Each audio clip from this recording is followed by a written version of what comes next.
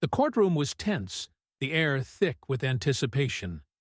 Judge Thomas Fields, a man known for his no-nonsense demeanor, adjusted his glasses, squinting over the rim at the crowded gallery. The third day of the trial had arrived, and the stakes couldn't have been higher. On trial was Richard Westbrook, a well-respected businessman accused of embezzling millions of dollars from his company's pension fund. The prosecution was preparing its closing arguments, poised to seal what seemed like an open and shut case. Westbrook sat at the defendant's table, his face a mask of calm, betraying no hint of the stress likely gnawing at him inside. His attorney, Linda Carrington, sat beside him, whispering comforting words, though her own composure appeared strained. The room buzzed with murmurs as the prosecutor, a sharp-witted woman named Jessica Harris, rose to deliver her closing statement. "That's not true. You're all wrong." The words were unshakable, though the innocence behind them was impossible to ignore. A ripple of gasps swept through the courtroom like an electric shock, as every head whipped around to locate the source of the interruption. The gallery fell silent, all eyes on the young girl standing in the aisle, clutching a stuffed bear in one hand and pointing toward the defendant's table with the other. Just as Harris opened her mouth, about to summarize her case, an unexpected interruption cut through the tension. A small, clear voice rang out from the back of the courtroom. Her gaze was unwavering, her eyes locked with the judge's, filled with a strange mixture of confidence and urgency that seemed too heavy for a child her age. Judge Fields, accustomed to maintaining control in his court, froze momentarily, his gavel hovering in the air. The courtroom's stillness hung heavy as he blinked, clearly taken aback by the disruption. His voice, though firm, now carried a thread of curiosity. "Who are you, young lady?" he asked, his tone commanding yet tinged with disbelief. "I'm Emily Thompson," the girl replied, her voice steady despite the chaos swirling around her. She wasn't backing down. "And I know the truth. Mr. Westbrook didn't do it." For a long moment, no one moved. The entire courtroom seemed suspended in time, frozen at the edge of Emily's bold declaration. Even Richard Westbrook, who had sat stoically throughout the trial, seemed stunned by the appearance of this child. His mouth was slightly agape, eyes wide, as though trying to comprehend what was happening. Judge Fields lowered his gavel with a thud, signaling for order, but his eyes remained on Emily, curious and wary. "Step forward, Emily," he said after a pause, "but I warn you, if you're here to cause disruption, you'll regret it." Emily hesitated, then took a small step forward, her stuffed bear clutched tightly against her chest. The courtroom seemed to shrink around her, the walls growing taller as she walked toward the judge. She looked so small against the backdrop of such grandeur, yet her presence commanded the attention of everyone in the room. What could this child possibly know that no one else had discovered? As Emily approached the judge's bench, she spoke again, her voice trembling but unwavering. "I've been looking into the case, and I found something that proves Mr. Westbrook didn't steal the money." A low murmur spread through the crowd. People exchanged skeptical glances, questioning the veracity of what the girl was claiming. Judge Fields motioned for the bailiff, who slowly moved toward her, his footsteps echoing ominously in the hushed room. "Go on, Emily," Judge Fields said, leaning forward slightly. "We're all listening." Emily took a deep breath and began to explain, her words flowing faster now, as if the weight of the truth was pushing them out of her mouth. She had been following the trial closely, and something just didn't sit right with her. The accusations against Richard Westbrook, an upstanding member of the community, a man who had donated to charity and worked for the betterment of the city, just didn't make sense. This couldn't be true. Over the past several weeks, she had quietly gathered evidence. A photo from a charity event showed Mr. Westbrook at the exact time he was accused of signing fraudulent transactions. Emily had compared timestamps, matched the details, and printed the photo, one of the many pieces of a puzzle she had spent weeks putting together. "I found this," Emily said, pulling a crumpled piece of paper from her jacket pocket and holding it up. Her hands trembled, but her voice was resolute. "This picture. It shows Mr. Westbrook at a charity event, at the time they say he was committing the fraud." The room fell into another stunned silence. The bailiff took the paper from Emily's hand, passing it to the judge. Fields unfolded it slowly, his expression unreadable as he scanned the contents. His brow furrowed in confusion, and then his eyes lifted to meet Emily's. "Where did you get this?" he asked, his voice now sharper, but still tinged with disbelief. "I found it online," Emily replied, her voice small but steady. "I know people are saying bad things about him, but I don't think he did it." The judge's expression softened ever so slightly, though he didn't fully let his guard down. "This is unusual, young lady," he said, motioning for the bailiff to take the photo and examine it more closely. "But this is a serious court case. Are you sure this is real?" Emily nodded, her voice unwavering. "I double-checked everything. I'm sure."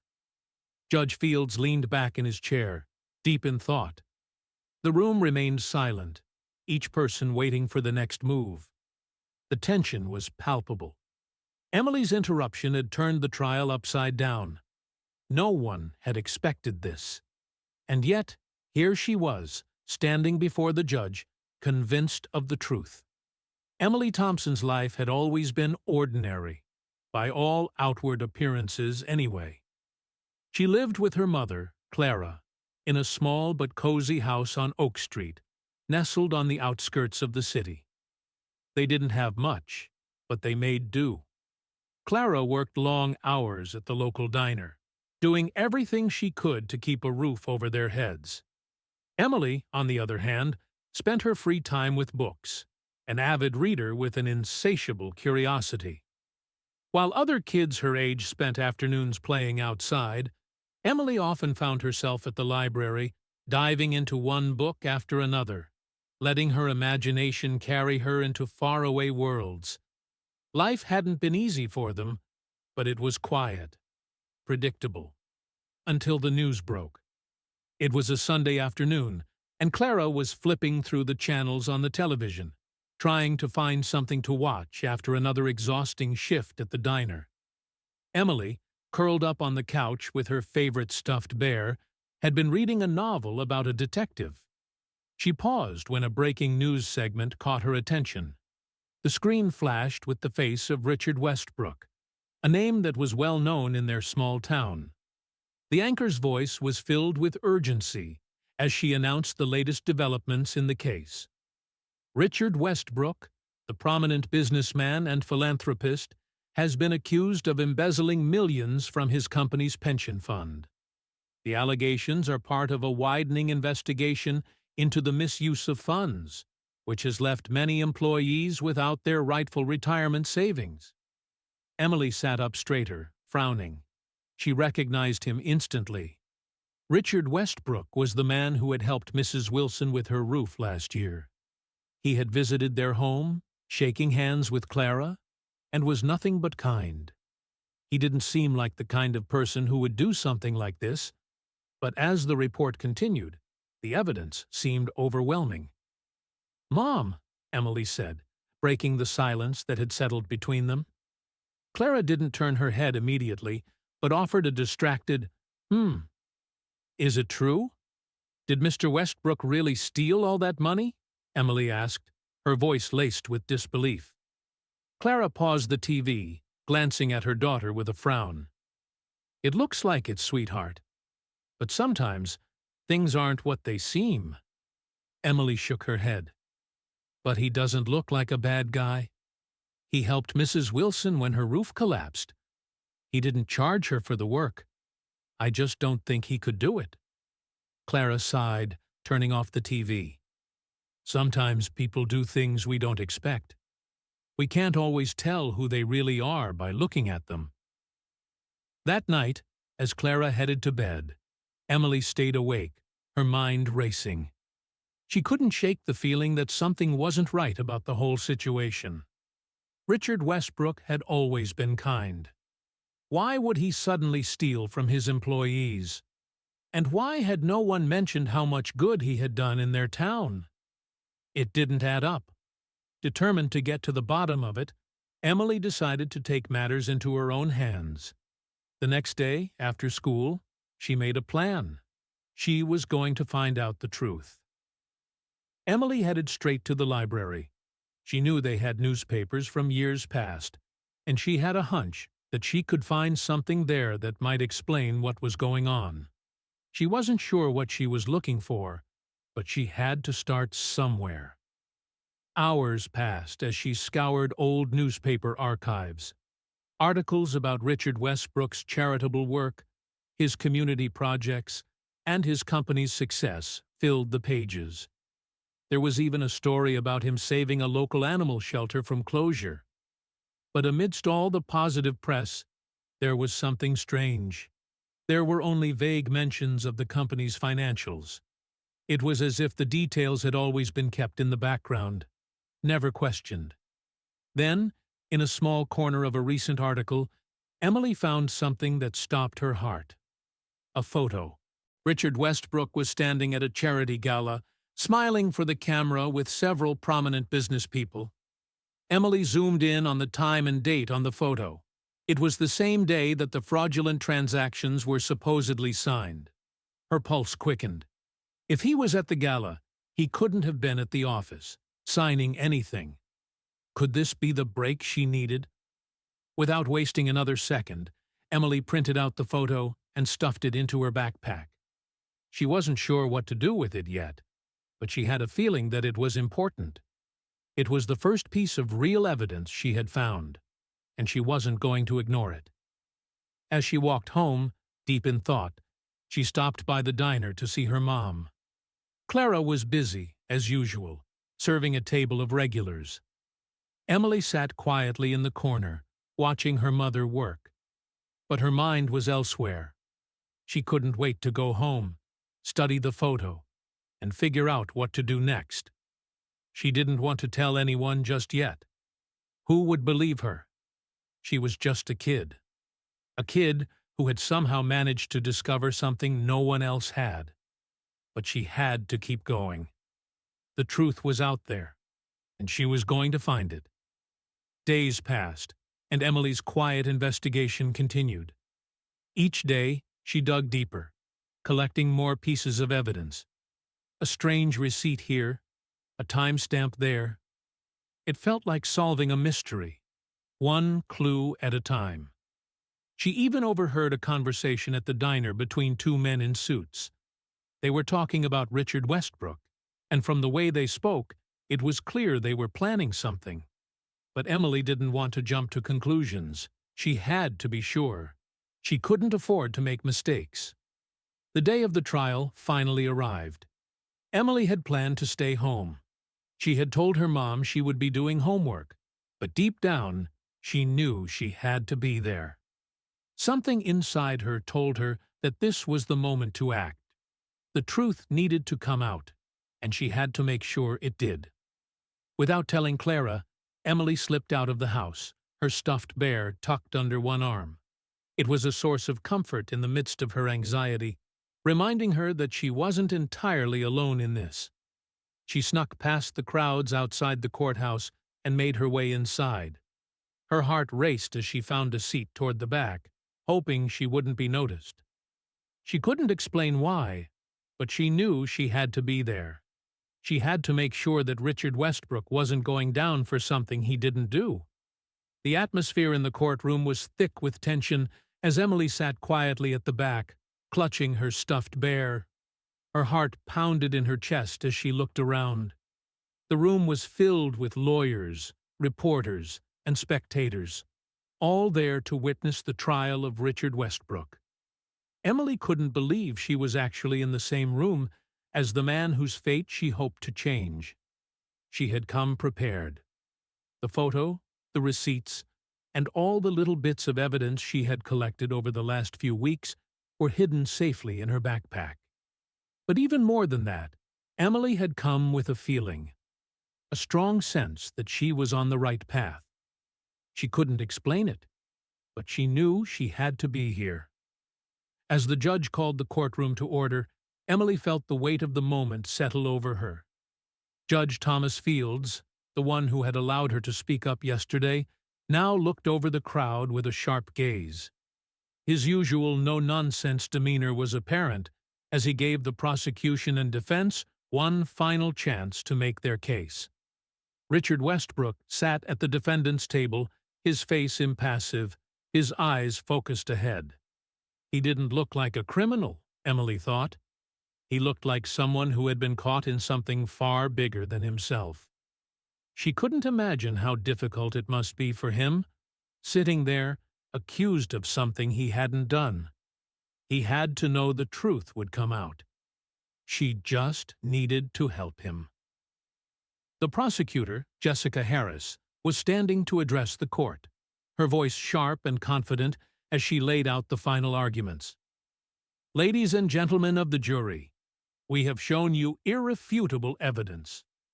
Richard Westbrook took money that did not belong to him, money that should have gone to the hard-working employees of his company. He betrayed them for personal gain. The evidence is clear, and justice must be served." Emily's fingers tightened around her stuffed bear. She wanted to shout out, to tell everyone that Jessica Harris was wrong, that Westbrook was innocent. But she couldn't. She had to wait. This wasn't the right moment yet, but she knew what she had to do. Her mind kept drifting back to the photo she had found. She had spent hours, days even, analyzing it, making sure everything lined up. The timestamp on the photo, showing Richard at the charity gala at the same time the fraudulent transactions had been signed, seemed undeniable. There was no way he could have done both. And yet, everyone was treating him as if he were guilty. The more she thought about it, the more determined she became. She couldn't let this happen. She couldn't sit back and watch as an innocent man was convicted. She had to make sure the truth was known. But how? It wasn't until the lunch break, when the courtroom emptied out for a brief recess, that Emily found her moment. She watched as the lawyers and reporters filtered out, and then, with a surge of resolve, she stood up. Her heart pounded in her chest as she made her way toward the judge's bench. This was it, the moment when everything could change. As she approached, Judge Fields looked down at her in surprise, but his expression softened when he saw her clutching the bear, the very same way she had held it during her interruption yesterday. "Emily," he said, his voice calm but questioning, "what are you doing here?" "I have something to show you," she said, her voice steady despite the nerves that danced in her stomach. She reached into her backpack and pulled out the photo, unfolding it carefully and handing it to the judge. "This is proof. Richard Westbrook couldn't have stolen that money. He was at the charity gala when the fraud happened. It's impossible for him to have signed those documents." Judge Fields took the photo from her hands, scanning it with a practiced eye. His brow furrowed as he examined the timestamp and compared it to the evidence presented during the trial. A flicker of recognition crossed his face, but he didn't speak immediately. "Where did you find this, Emily?"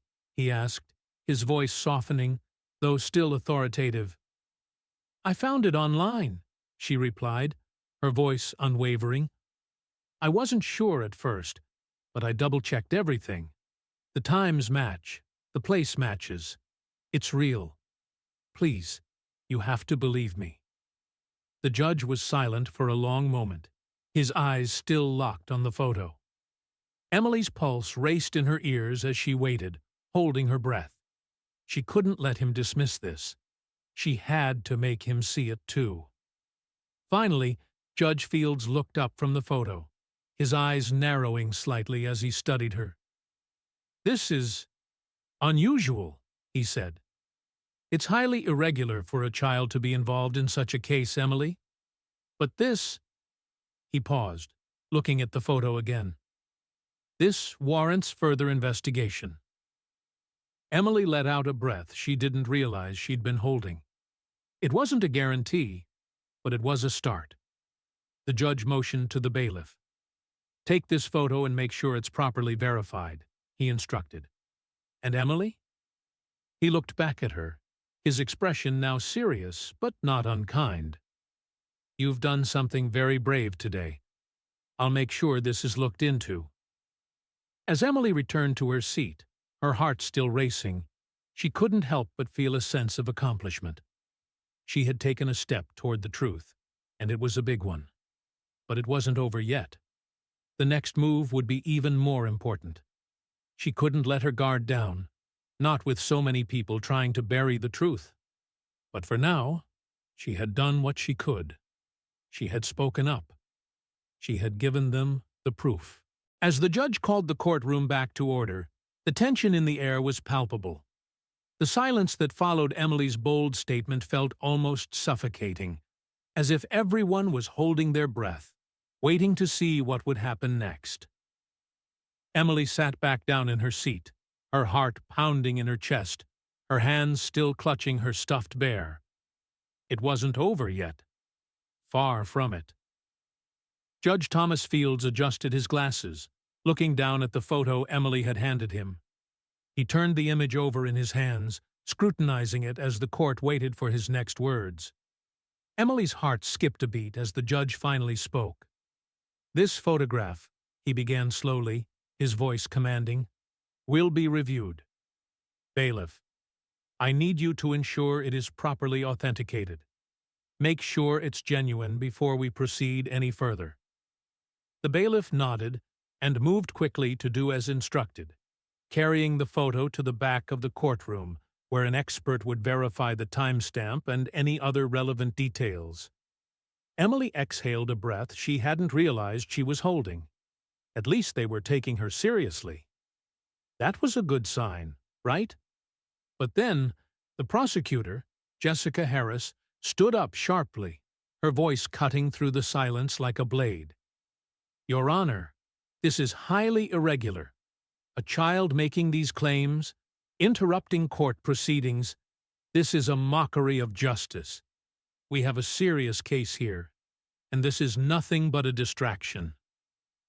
Emily's stomach tightened as she looked at the prosecutor. She was tall, with sharp features and an even sharper tone, her skepticism plain in every word. The courtroom buzzed with whispers from the crowd, and several reporters exchanged glances, clearly uncertain about the impact of Emily's unexpected intervention. Judge Fields held up a hand, signaling for silence. "Miss Harris," he said, his voice low but firm, "I understand your concerns. However, this child has presented evidence that warrants attention. I will not dismiss it based on her age alone." Emily's heart skipped a beat at the judge's words. He was on her side. He was giving her a chance to prove that she wasn't just making things up. But she knew it wasn't enough. Not by a long shot. Jessica Harris, clearly not willing to back down, narrowed her eyes as she turned toward the jury. "Ladies and gentlemen, I urge you to remember that this is a court of law, not a playground. The evidence is clear. Richard Westbrook stole from his employees. This photograph, regardless of its authenticity, does not change that fact. We have the financial records. We have the testimonies. This is a waste of your time." Emily could feel her face flush as she listened to the prosecutor's words. It was as if her whole world was crashing down around her. Could everyone really be so blind? Could they really ignore the truth just because of a photo? Her hands trembled around the bear, and she had to fight to keep herself steady. The words of doubt in Jessica's voice stung, but Emily wasn't about to let them stop her now. She had to keep going. The judge raised his hand to silence the murmurs in the room. "Enough, Miss Harris. The court will consider all evidence presented. Emily, you've raised a valid point. We will take a break while this photograph is authenticated. In the meantime, you are not to speak to anyone about your findings until we reconvene." Emily nodded, though her mind was racing. She had no intention of sitting back and waiting. This was her moment to make a difference, and she wasn't going to waste it. The courtroom emptied for the short recess, and Emily was left alone with her thoughts. She could feel the weight of the situation pressing down on her shoulders. She was just a kid. How had she gotten so deeply involved in something so dangerous? What if she was wrong? What if everything she had done so far had been a mistake? No, Emily thought, shaking her head. I know I'm right. I know this photo means something. Her resolve hardened. She couldn't back down now. As she sat there, lost in thought, she noticed a man standing in the back of the courtroom. He was tall, his suit dark and expensive-looking. He was speaking to someone on the phone, but his gaze was fixed on her. There was something unsettling about the way he watched her, and her stomach churned with unease. Emily quickly looked away, but the feeling of being watched didn't go away. A few minutes later, the bailiff returned, holding the photo in his hands. He approached Judge Fields, and the room fell into silence once again. "Your Honor," the bailiff began, "the photograph has been verified. The timestamp is accurate, and the event was indeed taking place at the time in question. This piece of evidence is legitimate." A wave of relief washed over Emily. She couldn't help the small smile that tugged at her lips. They were going to believe her. It wasn't over, but it was a victory. But then, to her surprise, Jessica Harris stood up again, her voice colder than before. "Your Honor, we request a delay. This evidence is clearly being fabricated. There's no way a child could have found such a detailed piece of information on her own. Someone must be pulling the strings behind her." The judge raised an eyebrow, clearly irritated by the prosecutor's refusal to let go of her doubts. "Miss Harris, unless you have concrete proof to suggest foul play, I will not entertain such allegations." Jessica's face reddened with frustration, but she quickly regained her composure. "Very well," she said, sitting down sharply. Judge Fields turned his attention back to Emily, his voice softening. "Emily," he said, his tone calm but serious, "you've done well to bring this to light. But you must understand, the road ahead won't be easy. There are people who will do everything they can to silence this evidence. Are you ready for what might come next?" Emily nodded, her face set with determination. "I'm not afraid. I just want to make sure everyone knows the truth." The judge nodded, a flicker of approval in his eyes. "Very well. We will proceed. Court is adjourned until tomorrow." As Emily gathered her things and left the courtroom, her mind raced. She had done what she could for now, but she knew this was just the beginning. The truth was out there, and she was determined to find it, no matter what. But she couldn't shake the feeling that someone was watching her, that there were dangers ahead she hadn't even begun to understand. The next day, Emily woke up to the sound of birds chirping outside her window, but the peaceful morning felt worlds away from the chaos in the courthouse. Her heart still raced from the day before. She had interrupted the trial, revealed her evidence, and had even been taken seriously. But the looming question now was, what came next? The truth had started to take shape, but there was so much more to uncover. Emily couldn't afford to rest. Clara, her mom, had no idea what had happened the day before. When Emily had returned home after the trial, she had been careful not to say too much. She knew Clara would be worried, but Emily didn't want to cause her any more stress. Clara had already been through enough. "You're home early," Clara remarked, glancing up from her morning cup of coffee. "Everything okay?" Emily hesitated for a moment, her fingers absently tracing the edge of her stuffed bear. "Yeah, everything's fine," she replied, offering a small smile that she hoped would reassure her mom. "Just tired from all the excitement." Clara nodded, though she didn't seem entirely convinced. "Well, take it easy today. You've been working hard." As Clara went about her morning routine, Emily couldn't help but feel a sense of urgency bubbling inside her. She wasn't about to stop now. Yesterday had been a victory, yes, but there was still so much left to uncover. The photograph, the timestamp, those were only pieces of the puzzle. She needed more. She needed the whole picture. Determined, Emily headed out the door, making her way toward the library. She knew the trial was on a temporary break, but she couldn't afford to wait. She had already gathered so much evidence, but there was still something elusive about the case.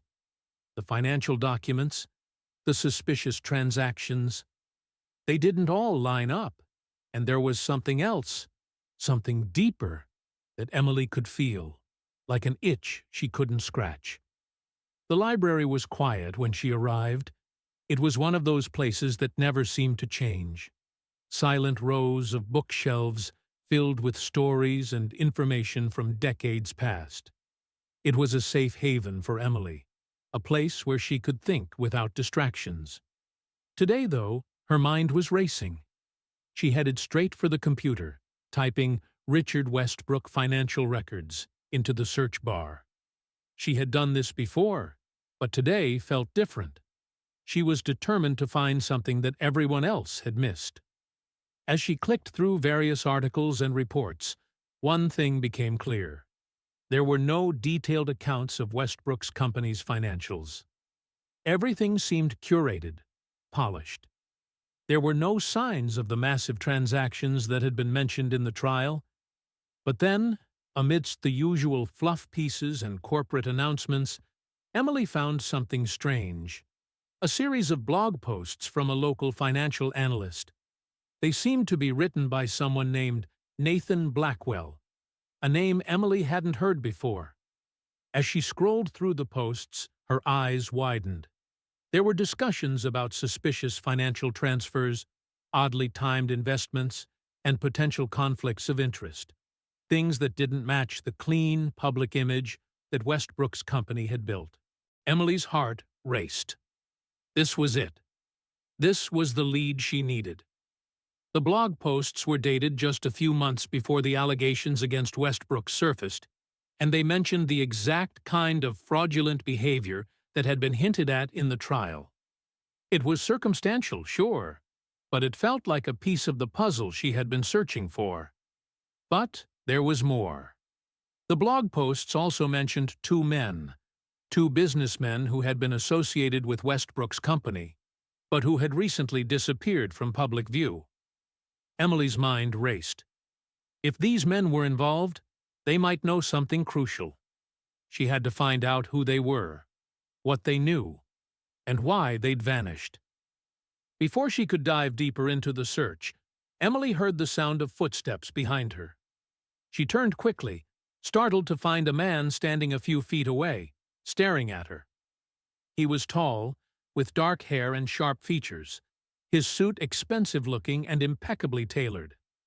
He didn't look like a typical library patron, and there was something unsettling about the way he was watching her.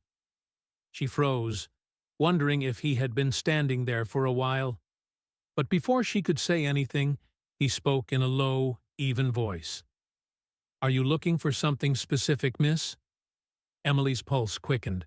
She had no idea who this man was, but there was something in his tone, something in his eyes, that made her uncomfortable. She quickly shut down the browser window on the computer, tucking her backpack closer to her side. "No, just browsing," she replied, trying to sound casual. The man smiled, but it didn't reach his eyes. Right. Just remember to be careful. Some things are better left alone. Emily's breath caught in her throat. His words sent a chill down her spine. She didn't say anything else, instead standing up quickly and heading for the exit. She could feel his eyes on her as she walked away, but when she turned the corner, he was gone. She didn't know what to make of the encounter, but one thing was clear. This wasn't just a simple case of embezzlement. There were people involved in this, people who didn't want the truth to come out, and they were willing to do whatever it took to silence anyone who got too close. Shaking off the feeling of unease, Emily made her way back home. She had to find out more about these two men mentioned in the blog posts. If she could get to the bottom of who they were, she might be able to uncover the truth about what was really happening behind the scenes. But the closer she got, the more dangerous it felt. Emily had already discovered so much, but now she was certain of one thing. This was only the beginning. Back at home, Clara was just finishing her shift at the diner. Emily hadn't told her what had happened at the library, and she wasn't planning on it. Not yet. She needed to focus on what she had learned. As soon as her mom walked through the door, Emily grabbed her backpack and sat down at the kitchen table, pulling out the blog posts she'd printed out. She needed help. "Mom, I found something," Emily said, her voice serious. Clara raised an eyebrow, setting her purse down on the counter. "What is it, honey?" Emily spread out the papers on the table, pointing to the blog posts about Nathan Blackwell. "This man," she said, "he wrote about the financial problems with Richard Westbrook's company before anyone else knew. And look, he mentions two men who might know more about what happened."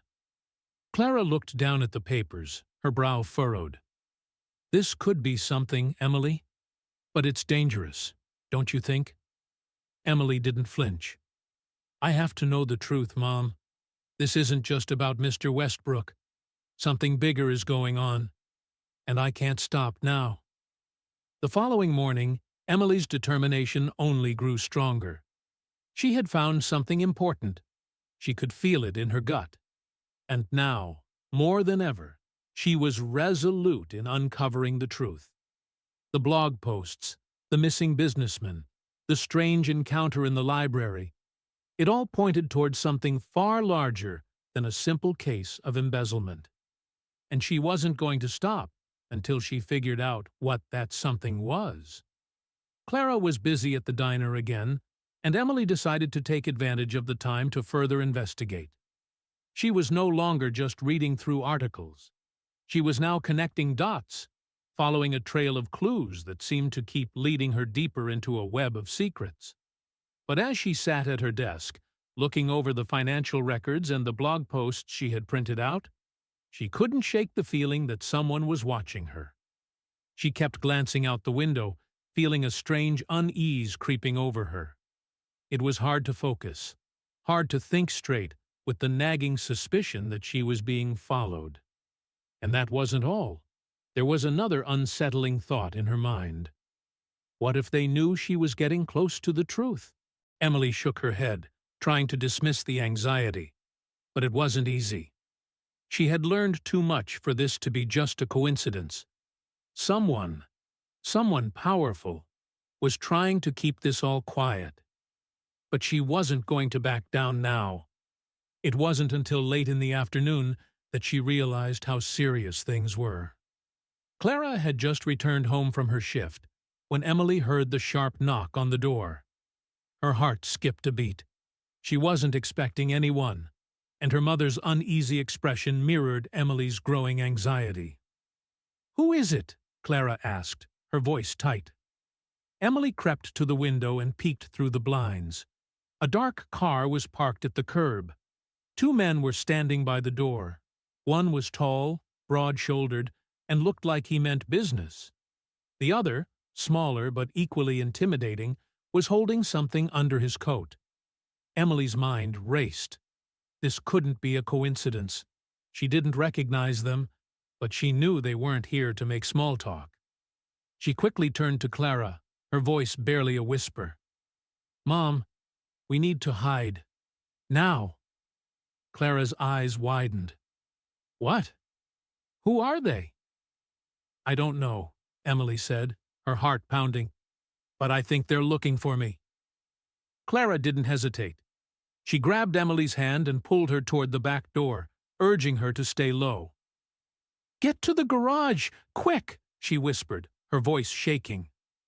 They crept through the house, trying to make as little noise as possible. But just as they reached the back door, they heard the unmistakable sound of the front door handle rattling.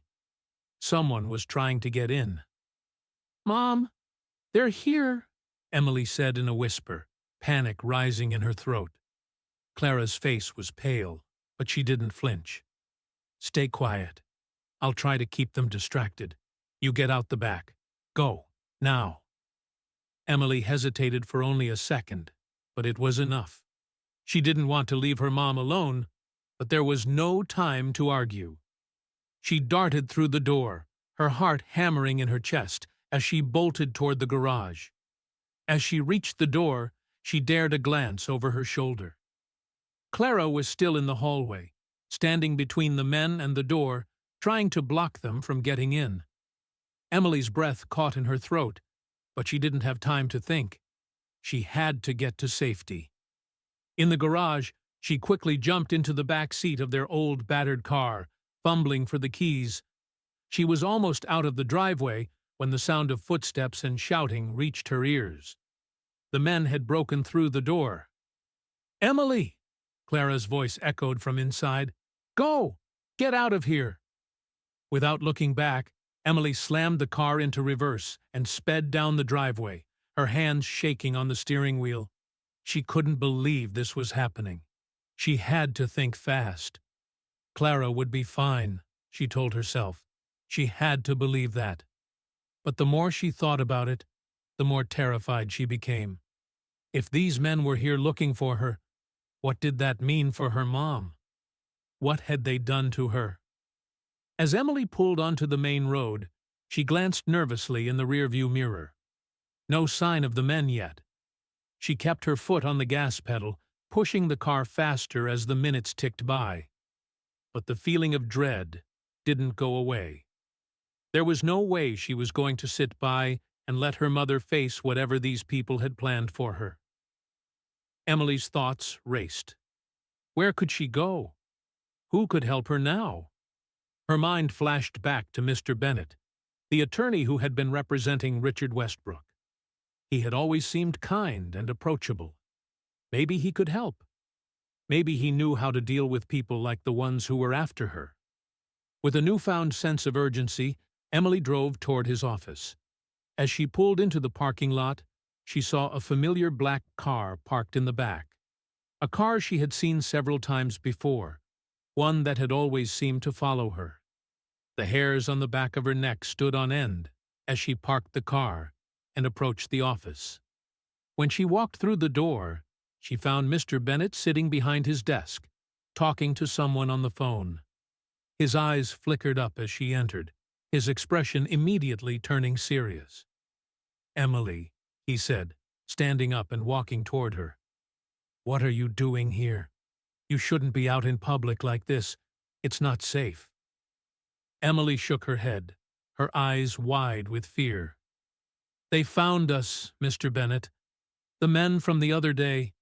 They're looking for me and my mom." Mr. Bennett's face hardened, and he quickly closed the door behind them. "I had a feeling something like this would happen," he said, his voice low. "Whoever's behind this won't stop until they get what they want. But don't worry, Emily. I'll make sure you're safe. We'll figure this out." He gestured for her to sit down, and she did, still feeling the weight of the danger that was closing in on her. But she knew she couldn't stop. There were too many lives at stake, and the truth had to come out.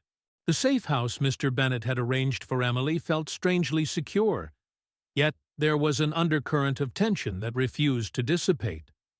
Even though the house was isolated, tucked away in a quiet neighborhood on the outskirts of town, Emily couldn't shake the feeling that the danger wasn't far behind her. Every creak of the floorboards, every passing car outside, made her heart race. Clara, who had arrived at the safe house shortly after Emily, was exhausted, but still filled with concern. They hadn't spoken much since Emily had driven away from the house, the silence between them heavy with unspoken words. Clara had nearly broken down when she realized how close the men had come to finding her, but Emily had done her best to reassure her mom, though it wasn't easy. They were both in danger, and Emily knew the worst wasn't over yet. But she had no time to dwell on that. She had one goal: to uncover the truth about Richard Westbrook's case, and to do that, she needed Rachel Clemens. Rachel was someone Emily had learned about from the blog posts. She was one of the former employees of Westbrook's company who had been closely involved with the financial transactions, and she had left under mysterious circumstances. No one seemed to know where she had gone, but Emily had a feeling that Rachel might be the key to unlocking the entire conspiracy. It was late when Emily began digging into Rachel's background. The pieces from the blog posts, combined with the little information she had already uncovered, led her to believe Rachel had known something critical, something that could expose everyone behind the scheme. But where had she gone? Why had she disappeared? The next morning, Emily went straight to the library again, determined to find any additional leads. She spent hours searching through old newspapers and company records, trying to piece together Rachel's movements. Finally, she found something: a mention of Rachel at a local cafe, meeting someone in secret. The article didn't name the person she had been meeting, but it did say that Rachel had been talking to someone connected to the financial side of Westbrook's business. This was the lead Emily had been waiting for. As she sat back, looking at the information she'd gathered, Emily heard a knock on the door. Her heart skipped a beat. She hadn't expected anyone. Cautiously, she peered through the window. A familiar black car was parked outside. Before she could react, Clara came into the room, her face pale and tense. "There's someone at the door," she whispered. Emily's mind raced. Was it the same men who had been looking for them? Or was it someone else who knew too much? The urgency of the situation hit her all at once. They had to leave. "We can't let them in," Emily said, her voice sharp with fear. "We need to get out of here. Now." But as they moved toward the back door, another figure emerged from the shadows. A tall man with graying hair, wearing a dark suit, stepped into the room. His face was stern, but his eyes seemed tired, as if he had seen too much. "Wait," he said, holding up a hand to stop them. "I'm not here to hurt you." Emily froze, her eyes narrowing. "Who are you?" "My name is James Bennett. I'm Mr. Bennett's associate," the man explained, his voice calm but serious.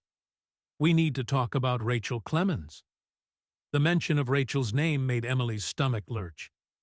"You know where she is?" she asked, her voice trembling with a mixture of hope and fear. James nodded slowly. "We've been trying to find her for days. She's in hiding, but she's left us a clue. She's in danger, and so are you. The people who are after you, Emily, they're after Rachel too. They know she's the key." Clara looked at Emily, her expression a mixture of worry and confusion. "What do you mean, she's the key?" James glanced over his shoulder, making sure no one was listening, before speaking in a low voice. "Rachel knew about the illegal transactions. She was part of the team that helped cover up Westbrook's actions. But something happened. She found out about Victor Reynolds, the man who's been pulling all the strings behind this whole operation. She's been trying to take him down for years, but now she's gone into hiding, and whoever's behind this is determined to find her before she talks." Emily felt a chill run down her spine. Victor Reynolds. The name sounded familiar, but she hadn't made the connection until now. He was the man in the photo, the man she had seen talking to the person who had broken into her house. It was all starting to click into place. "If Rachel knows all of this," Emily said, her voice tight with determination, "then we need to find her. We need to stop them before they can do more damage." James nodded. "We've traced her to a house in Pinewood, just outside the city. It's isolated, but it's the last lead we have. If we hurry, we might be able to get there before they do." Emily's heart pounded in her chest. This was it. She was finally going to find Rachel Clemens, the key to everything. "We'll go with you," Clara said, her voice steady despite the fear she was clearly feeling. "I'm not letting you go alone, Emily. We have to stick together." James didn't argue. "Then let's move. We don't have much time." The drive to Pinewood felt like it took forever. The road was winding, and the trees seemed to stretch endlessly in every direction. The farther they drove, the more Emily's anxiety grew. What if they were too late? What if Rachel had already been found? The thought gnawed at her, but she didn't let it show. When they finally reached the small, secluded cabin in Pinewood, James stopped the car. He signaled for them to stay quiet and stay low as they approached the house. They crouched behind a line of trees, watching carefully for any signs of danger. And then Emily saw it. Movement inside the cabin. A figure in the window. "Is that Rachel?" she whispered. James nodded. "It's her. But be careful. There's a chance she's not alone." They moved quickly but cautiously toward the cabin. Every step felt like it might be their last, but Emily didn't hesitate. Rachel Clemens was inside, and Emily wasn't about to let her down.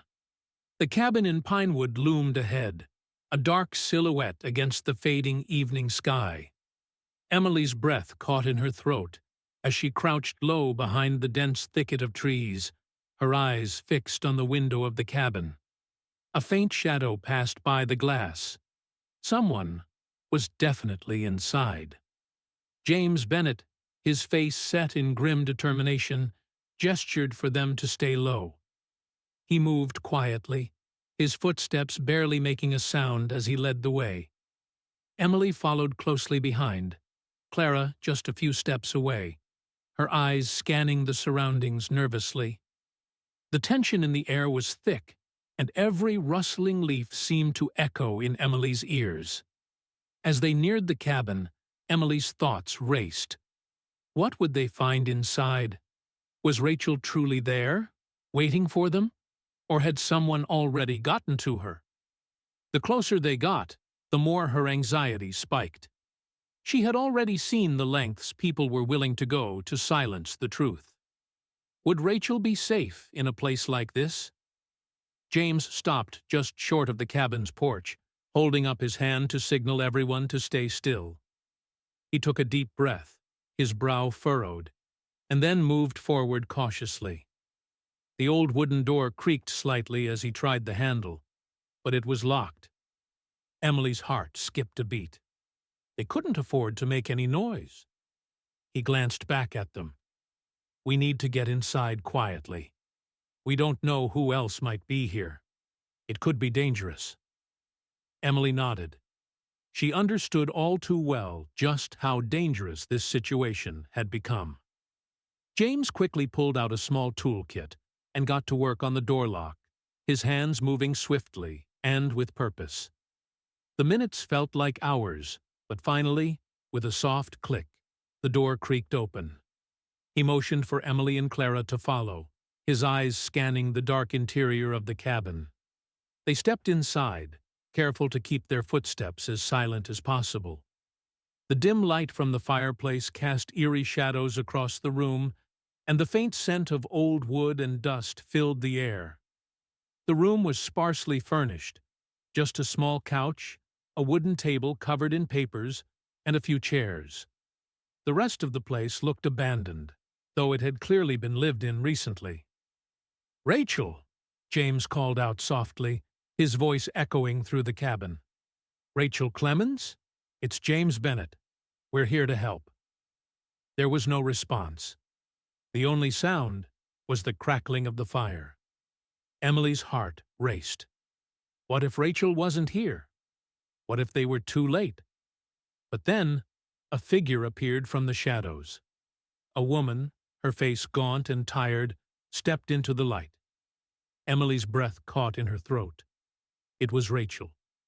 Rachel Clemens looked different from the pictures Emily had seen. She was thinner, her face pale, and her eyes were wide with a mixture of fear and caution. But despite the weariness, there was a spark of recognition in her gaze when she saw James. "James," Rachel whispered, her voice hoarse. "I didn't think anyone would find me." "We've been looking for you," James said, his voice soft but firm. "We need your help. You're the only one who can help bring this whole thing down." Rachel shook her head, tears welling up in her eyes. "You don't understand. They'll kill me if I talk. They'll kill everyone." Emily stepped forward, her voice calm but filled with urgency. "Rachel, I've seen what they've done. I know what's happening. You don't have to be afraid anymore. We can stop them. But we need you to tell us everything you know." Rachel's eyes flickered toward Emily, then to Clara, who stood nearby, clutching her arms in fear. She seemed to consider their words for a long moment, her eyes scanning the room as if weighing her options. Finally, with a heavy sigh, Rachel spoke. "Victor Reynolds. He's the one behind all of this. He's been pulling the strings for years. Westbrook was just a pawn in his game. And now they're going to frame him for all of it. They're going to make sure he takes the fall so they can cover their tracks."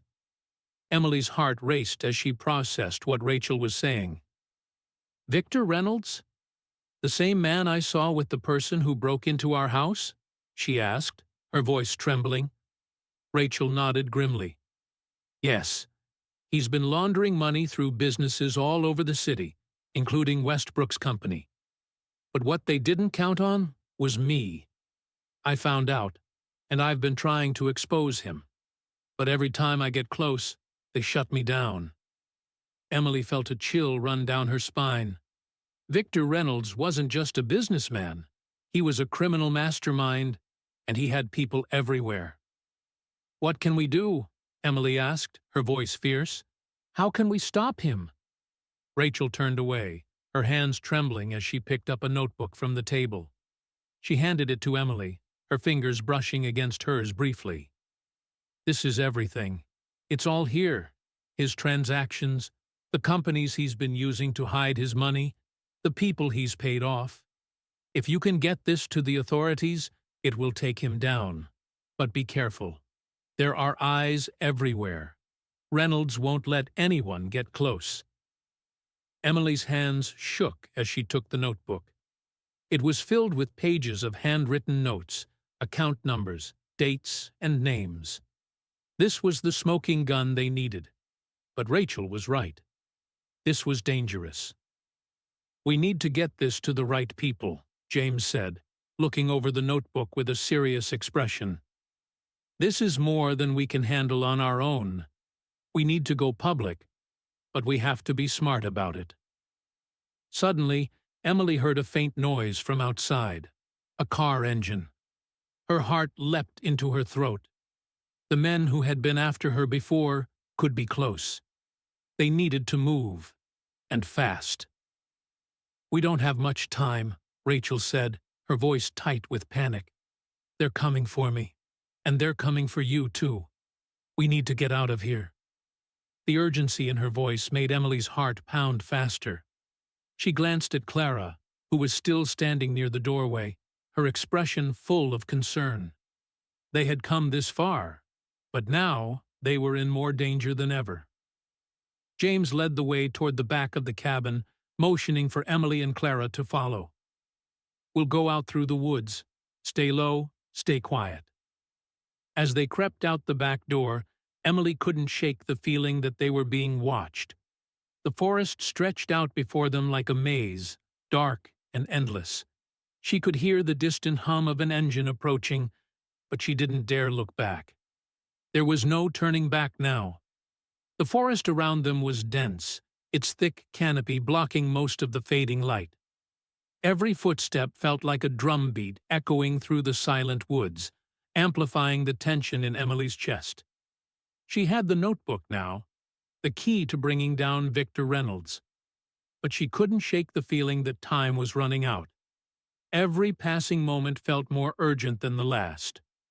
Rachel's breathing was shallow as she led them deeper into the woods, her eyes constantly scanning the trees for any sign of danger.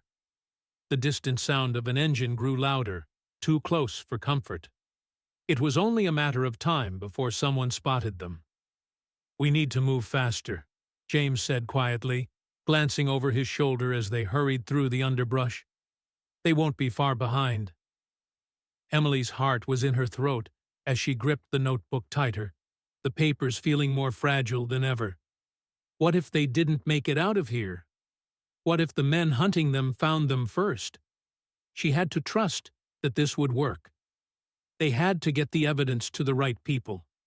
They had to expose Victor Reynolds. "Mom," Emily whispered, glancing at Clara, "do you think we can really do this? Do you think the police will listen to us?" Clara's face was pale, her eyes wide with worry, but there was a firmness in her voice. "We don't have a choice, Emily.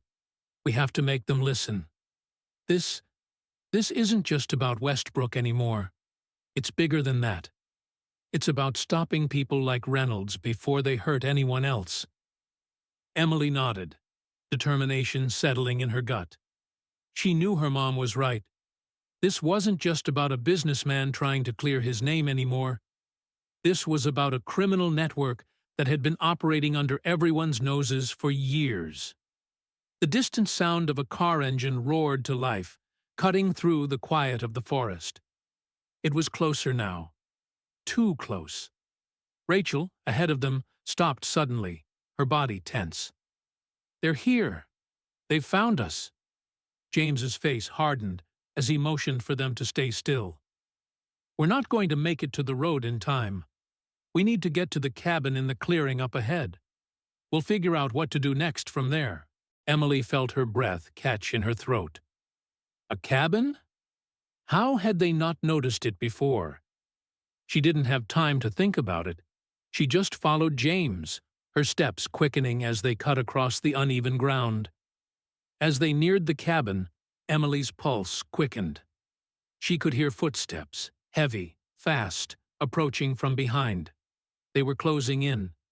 But just as they reached the cabin's door, a voice called out from the trees behind them. "There's nowhere to run, Emily." It was the same voice she had heard at the courthouse, the one that had shouted, "She's lying." The man who had been following her. Emily froze. They had to act quickly. James grabbed the door handle and yanked it open, ushering them inside. "Go," he ordered, pushing Clara and Emily in first. "Lock it behind you." Emily stumbled inside, the door slamming shut behind her. The cabin was small but sturdy, with just enough room for them to hide. She could hear the sound of men outside, moving through the trees, their voices growing louder.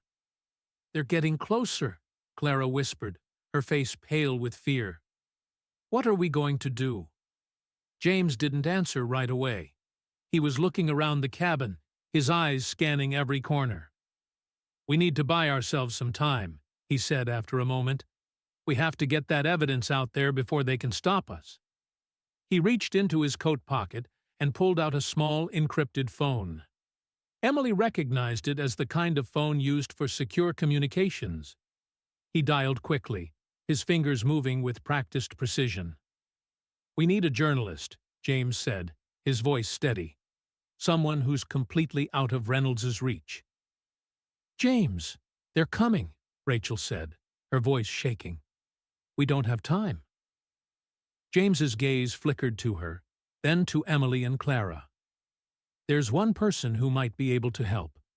Her name is Olivia Gray. She's an investigative reporter. She's been on Reynolds's radar for a while, but she's never been compromised. I can get this information to her, but we have to make sure it gets out to the public before they shut it down. Emily nodded, understanding what needed to be done. We need to get to her. Now. Before anyone could say another word, the door to the cabin burst open with a deafening crash. Emily's heart nearly stopped as two men, their faces masked and their guns drawn, stormed inside. "Where's the girl?" one of them yelled, his voice sharp with urgency.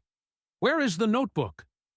Emily's hands clenched into fists, her fear now turning into raw determination. She wasn't going to let them take it. Not without a fight. James stepped in front of them, his body blocking their path. "You're not getting it," he said, his voice low but filled with resolve. "You want this evidence? You'll have to go through me." The two men exchanged a quick glance, then laughed. "You really think you can stop us?" the second man sneered. Without warning, one of them raised his gun. James lunged forward, knocking the gun aside just in time. There was a brief struggle, and then everything happened at once. A shot rang out, but it didn't come from the men. The sound of a fire alarm blared, filling the cabin with a deafening noise as sprinklers activated, drenching everyone inside. The men staggered back in surprise, momentarily blinded by the water. James grabbed Emily's arm and yanked her toward the back door. "Go! Now!" Clara followed behind them, her hands trembling but her will strong. They sprinted through the woods, not daring to look back, as the sound of gunshots rang out behind them. The danger was far from over, but they had to keep running. They had no other choice. Minutes later, they reached a clearing and found an old van waiting for them.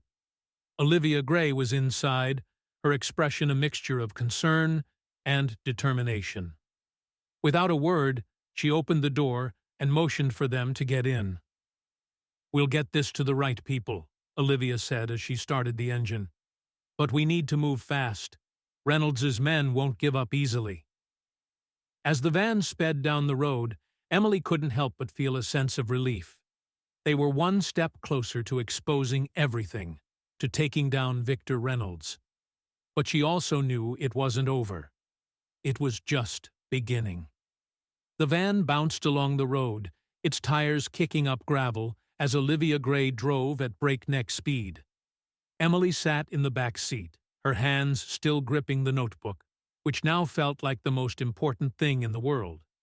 It contained the proof they needed, the names, the transactions, the connections between Victor Reynolds and the network of businesses he had used to launder money and conceal his crimes.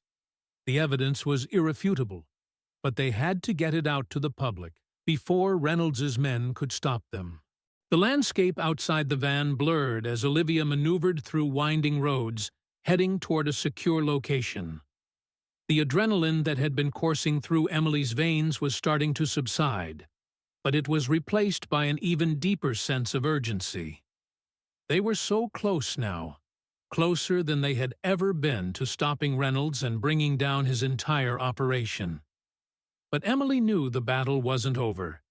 It would never be truly over until Reynolds was behind bars. "Hang on," Olivia said, glancing back at them. "We're almost there." Emily nodded, her thoughts spinning. She couldn't help but think about how far they had come, how much danger they had faced. The men who had tried to stop them, the close calls, the narrow escapes, all of it had led to this moment.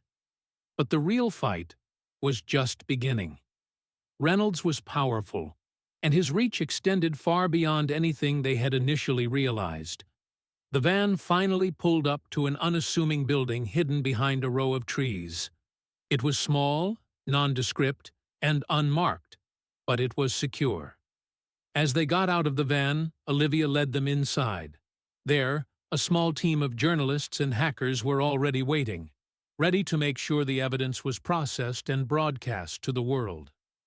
Olivia's reputation preceded her, and these people trusted her. "We need to move quickly," Olivia said, leading them into a back room where several monitors were already set up. "Once we release this, it's going to get ugly. Reynolds's people will try everything they can to stop it. But we have to do this." Emily took a deep breath, feeling the weight of what was about to happen. She had found the truth. She had fought for it. Now, it was time for the world to know. As the team worked quickly, uploading the files and running them through various security measures, Emily turned to Clara, who had been quiet the whole time, her eyes filled with both fear and pride. Clara placed a reassuring hand on Emily's shoulder. "You've done it, kiddo," Clara said, her voice thick with emotion. "You've done something amazing." Emily smiled faintly, but the words didn't feel like enough. "We've done it, Mom. We're in this together." Olivia stood behind the desk, her fingers flying over the keyboard as she finalized the upload. She nodded at the monitors, signaling that everything was ready. "It's time." Without another word, she hit the enter key, and the evidence was sent out into the world, flooding social media, news outlets, and investigative platforms. The data was out there for anyone to see. The truth about Victor Reynolds, his fraudulent dealings, his role in manipulating Richard Westbrook, and the vast network of money laundering that had been hidden in plain sight. The entire operation was exposed. The next few minutes felt like a lifetime. The monitors lit up with alerts as the world began to react. News outlets picked up the story within seconds, and reporters scrambled to verify the details. Emily felt a mixture of relief and anxiety as the information spread like wildfire. This was it. The truth was out. There was no going back now. But the feeling of triumph was short-lived. As the building's alarm system suddenly blared to life, Emily's heart dropped into her stomach. The door to the back room burst open, and two men in dark suits stormed in. They were here, Reynolds's men, the very ones who had been hunting her and her family. "Everyone down!"